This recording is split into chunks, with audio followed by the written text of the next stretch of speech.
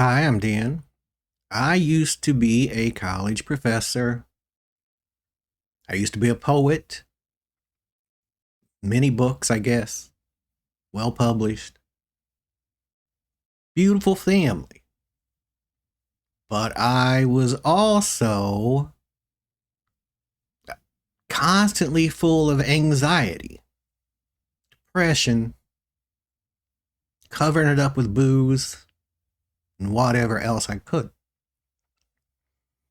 I mean, from the outside, things were good. I came from extreme poverty, old lead mining town, so environmentally it was kind of a disaster. There was some abuse. I don't need to get too much into that because it doesn't matter now.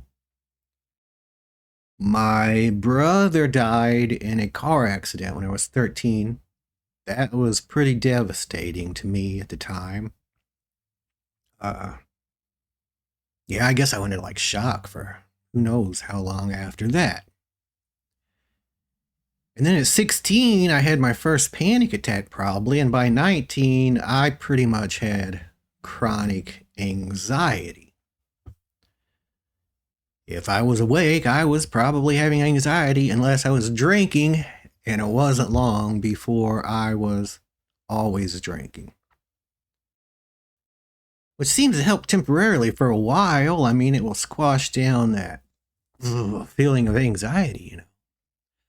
But then the next morning, it's worse. So you drink again, and it's just a cycle you get into. But there's plenty of time to get into all of that. So obviously, I became a professor. I got through school, so I was very functional for someone with chronic anxiety and drinking all the time. Eventually, well, several times I tried anti-anxiety pills like the SSRIs, and they always made me, kind of manic. I would have trouble sleeping and concentrating, and, I'd have racing thoughts or whatever. Obviously, this kind of thing isn't that sustainable. You're either going to burn out or fade away or change.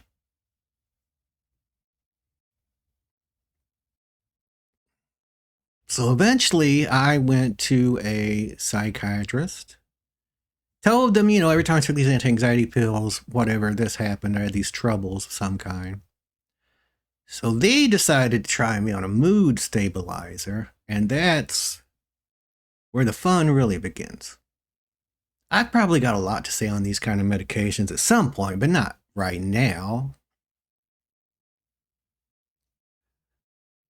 But I went really manic, or what they call manic then. Like I couldn't sleep, I couldn't eat. I went so long without sleep, you get delusional or whatever. It was quite an experience. I can't say for a while I thought it was the worst thing that ever happened to me, but I can't say that now. This went on for a long time. I mean, things fell apart. On one level, I felt great because it's just this chemical thing going on. Even though everything around me was probably falling apart, I did lots of things out of character. I got this tattoo. I don't even know why. Eventually, I went to the mental home.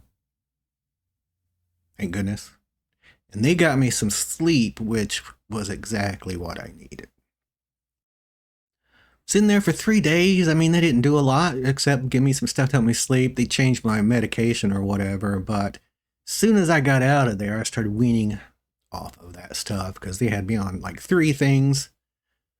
Plus, whatever. That's a whole other story. And again, it doesn't really matter now. But after all this happened, I'd been manic for so long, this was months, that it kind of felt like my mind was just rebooting a little bit. Maybe, I don't know. I sat in my office in the basement and stared off, I guess. Wasn't really having anxiety, but I wasn't really feeling anything. I just sat and watched YouTube or sometimes just sat in silence. But the anxiety wasn't there, and that was good. For a while, then it started coming back again. At this point, well, that whole time manic, there's still bunches parts of that I can't remember because I guess my brain was so wired that, I don't know, who knows why? I don't know why. But anyway, it's some of this is a little fuzzy on the exact timeline because there was a lot going on. I was still recovering, and etc. But at some point, the anxiety started coming back really bad and getting worse and worse. And I thought, this is it. I'm going to, I'm be dealing with this the rest of my life. Here it is again. It's going to, drive me crazy again, basically. So even though I had never been able to meditate before, I guess, I was going to try anything. I found these binaural beats, they call them, and we'll talk about those and different kinds of meditations on this channel, along with some other stuff. So I started trying them, and it helped with the anxiety a little bit, a noticeable amount, enough. I had never really been able to calm my mind enough to meditate before, even though I tried it. I'd had an interest in Buddhism as a young man, and then it kind of, any interest in spirituality at all faded away there for a while when I was, at the height of my boozing it up. But anyway, at some point, I was meditating. And I've only told a few people this story. Now I'm telling anybody who wants to watch this video, but, what can you do? And this feeling came over me of love, I guess. But then suddenly I was kind of, I don't know, in my mind at least, but it was also very vivid. Above myself over my desk in the office, because while I was in this state, I had tried to leave the game unsuccessfully. Luckily, I wasn't very good at it. And floating over myself, except I had left the game, it was successful, and there I was. There wasn't really fear or shame or anything. There was a little bit of a feeling of it was kind of a waste, But then that sense of overwhelming love kind of enveloped me. And this voice that seemed to be both me and not me at the same time, I can't explain it. I still can't explain it. Said, even this is okay. And it sounds simple and contrite and silly, but a lot more came with that than just those words. It was the sense that no matter what is going on, everything is always okay. And I could feel that. I'd been feeling that in some ways anyway, because when I was having all of that mania, even though I couldn't remember things, big chunks of time, details, there was always a sense of being there and being safe. Some part of me that was, I'm going to call it a soul, I'm going to call it eternal, whatever. I was never into this stuff before any of this. And a lot of times I'll probably be talking about this stuff and I got no idea on the terminology or anything. You all can help me out. But I just knew that there was a part of me that was always there and always safe and would always be there and always be safe. And that, came through in this. Even this is okay. And my anxiety stopped after that.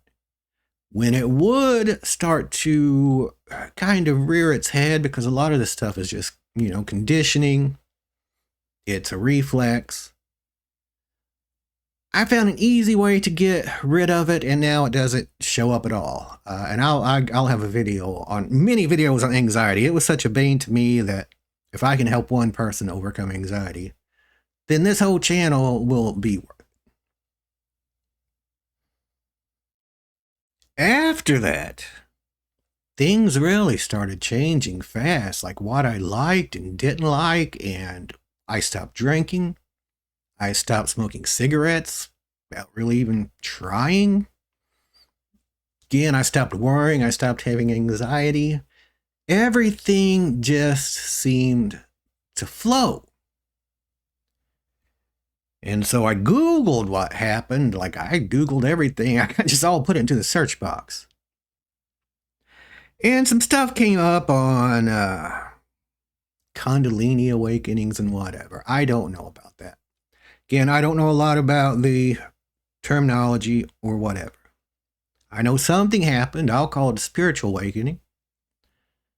I'm not fully realized. I don't know the secrets of the universe. I do know that the more time you spend in the here and now, the more things become clear. I don't know. We'll explore it together.